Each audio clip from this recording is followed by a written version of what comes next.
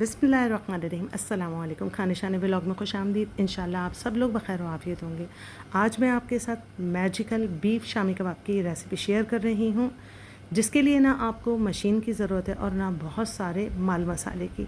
जी हाँ, बहुत थोड़े से इंग्रेडिएंट से ये आपके कबाब बन जाएंगे।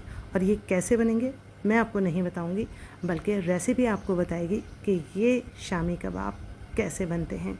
रेसिपी पूरी देखिएगा, पसंद आए तो खाने शाने व्लॉग को लाइक शेयर और सब्सक्राइब कर दीजिएगा। चलें रेसिपी स्टार्ट करते हैं। इसके लिए लिया है मैंने ये गोश्त का दलमा, यानी साबुत गोश्त का पीस लिया है। ये मैंने रान की साइड का बीफ का, इसको हम आधा करेंगे काट के। और ये चने की दाल ली है, ये मैंने 1.5 पाव ली है। 500 ग्राम बीफ में 1.5 पाव दाल डलेगी।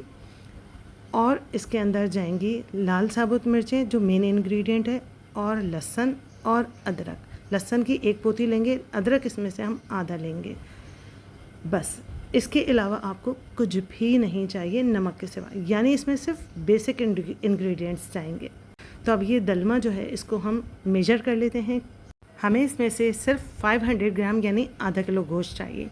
अच्छा, अब इसमें गोश्त डालें और लाल मिर्च मैंने बिल्कुल मॉडरेट ली हैं, यानी मैंने इसमें ना दाल ज़्यादा रखी है और ना गोश्त ज़्यादा रखा है।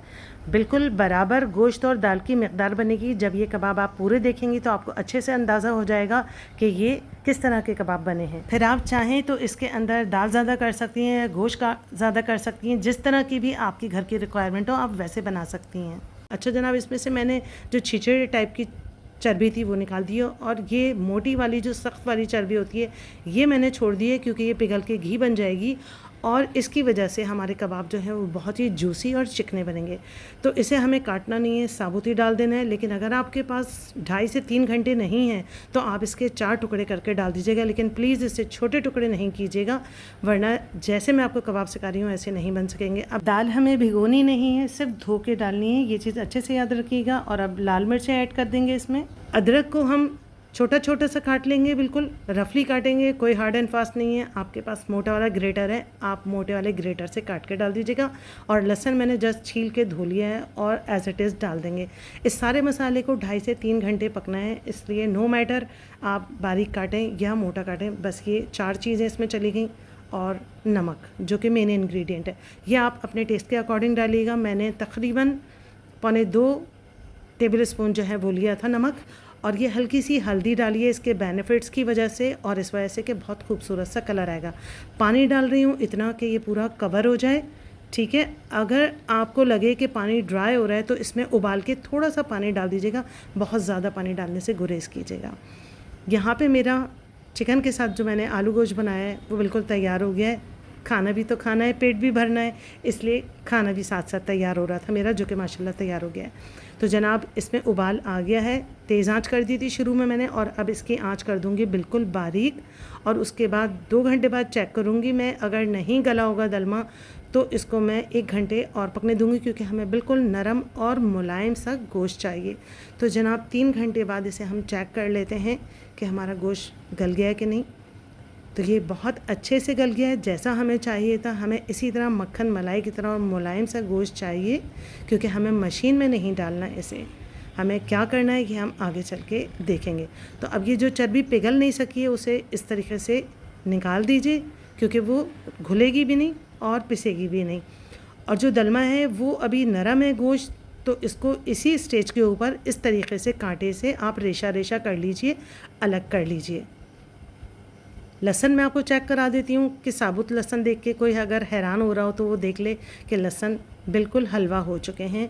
और अभी मैं आपको दाल भी चेक कराऊंगी। तो पहले ये देख लें कि अभी इसमें थोड़ा पानी हमें नज़र आ रहा है, तो हम आंच थोड़ी तेज़ करके, यानी मीडियम से थोड़ी तेज़ आंच करेंगे।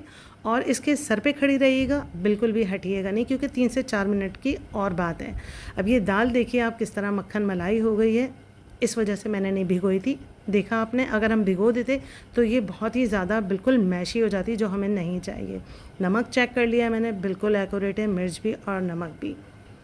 तो एक एक चीज़, एक एक स्टेप जो मैंने आपको बताया है वो सब बहुत ही ज़रूरी स्टेप थे, और आपने सारे देखने वो।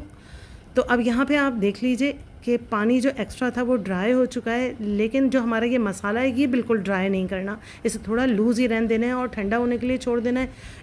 इतना ठंडा जब ये हो जाए कि आप हैंडल कर सकें बस, तो उसके बाद हम डालेंगे 1 अंडा और पुदीना। जी हाँ, मैं इसमें पुदीना डालती हूँ, धनिया नहीं डालती, क्योंकि पुदीना हज़म करने में मदद देता है बीफ को और बीफ के नुकसानात से भी बचाता है और बहुत ही खुशबूदार और बहुत ही फ्लेवरफुल से कबाब तैयार होते हैं इससे।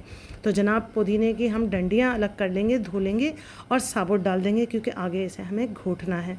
तो घोटने में ये बहुत अच्छा सा मैश हो जाएगा। बस अब इसे बहुत अच्छे तरीके से घोट लीजिए कि दाल पूरी मैश हो जाए और गोश्त जो है उसका रेशा रेशा अलग हो जाए।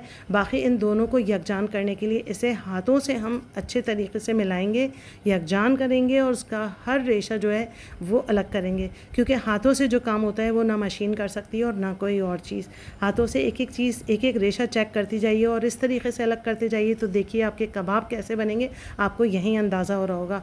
और माशाल्लाह आप तो एक्सपर्ट हैं बनाने में, आपके लिए तो कोई बड़ी बात नहीं है, लेकिन मेरी वो बच्चियाँ जो पहली दफ़ा देख रही हैं, जो नया नया सीख रही हैं, उनके लिए ये सारी चीज़ें बहुत ही इंपॉर्टेंट है। अब यहाँ पे मैं डाल रही हूँ गरम मसाला पिसा हुआ, क्योंकि इससे भी बीफ के जो नुकसान आते हैं वो कम हो जाते हैं। आप स्किप करना चाहें तो बेशक कर सकती हैं, कोई फ़र्क नहीं पड़ेगा। और 1 अंडा डाल रहे हैं फ्लेवर के लिए, बाइंडिंग के लिए तो हमें किसी टेंशन की ज़रूरत ही नहीं है, क्योंकि ये तो पहले ही बहुत बाइंड हुए हुए कबाब है हमारे। लेकिन अंडा डालने से बहुत अच्छा सा टेक्सचर आ जाता है और बहुत अच्छा सा फ्लेवर भी आ जाता है। इसे भी आप स्किप कर सकती हैं। ये वाकई लिटरली मैं आपको बता रही हूँ जादुई कबाब है। तो जनाब इसे मैंने प्याले में ट्रांसफ़र कर दिया और 10 से 15 मिनट के लिए मैंने फ्रिज में रखा था, ताकि ये स्टिफ़ हो जाए और बहुत ही अच्छे से खूबसूरत से शेप के हमारे कबाब तैयार हो।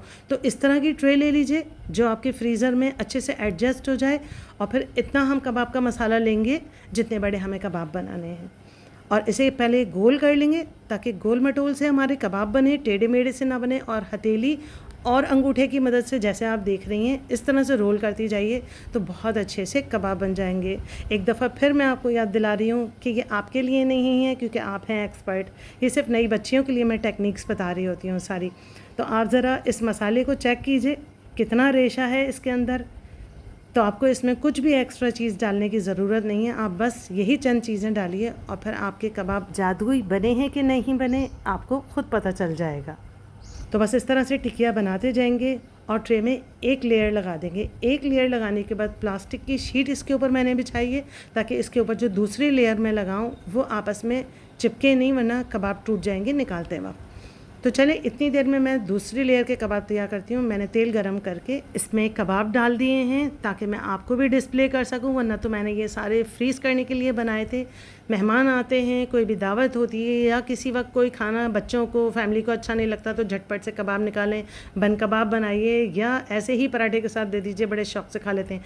तो जनाब ये मॉडरेट यानी कि मीडियम आँच के ऊपर मैंने कबाब तलने के लिए रखे थे, और जब ये एक साइड से सिक गए थे तो दूसरी साइड पे मैंने पलट दिए हैं, और आप देख सकती हैं कितने सुनहरे, खूबसूरत, क्रिस्पी और क्रंची हमारे कबाब तैयार हुए हैं। इसमें जो रेशा है कबाब का वो इतना क्रंची हो जाता है कि जब आप खाएंगी ना तो आपको मज़ा आ जाएगा। यहाँ हमारे कबाब की सेकंड लेयर भी तैयार हो चुकी है। इसे कवर करेंगे और कवर करके इसे ओवरनाइट के लिए फ्रीज़र में रखेंगे। ओवरनाइट में ये बिल्कुल अच्छे से हार्ड हो जाएंगे, तो फिर दूसरे दिन इन्हें निकाल कर आप छोटे छोटे बैग्स बना के रख लीजिए, ताकि वक्त ज़रूरत आप एक बैग निकालें और कबाब तैयार करके मेहमानों के आगे रखें या ख़ुद खाइए, जैसे चाहें इसको एंजॉय करें। तो कैसी लगी आपको मैजिकल बीफ शामी कबाब की रेसिपी? इंशाल्लाह ज़रूर पसंद आएगी। आप बनाकर देखिए, ऐसा हो नहीं सकता कि आपको ये कबाब पसंद नहीं आए, क्योंकि मेरे घर में जो भी ये कबाब खा के जाता है रेसिपी लेके जाता है और फिर हमेशा ऐसे ही कबाब बनाता है। रेसिपी को लाइक ना करना नाइंसाफ़ी होगी, तो लाइक कर दीजिए, शेयर कीजिए अपने प्यारों के साथ, ताकि वो भी इससे फ़ायदा उठा सकें। और चैनल पर नए हो तो सब्सक्राइब कर लीजिए। हैप्पी रहिए, हेल्दी रहिए। मिलते हैं नेक्स्ट रेसिपी में, जब तक के लिए अल्लाह ने के बान।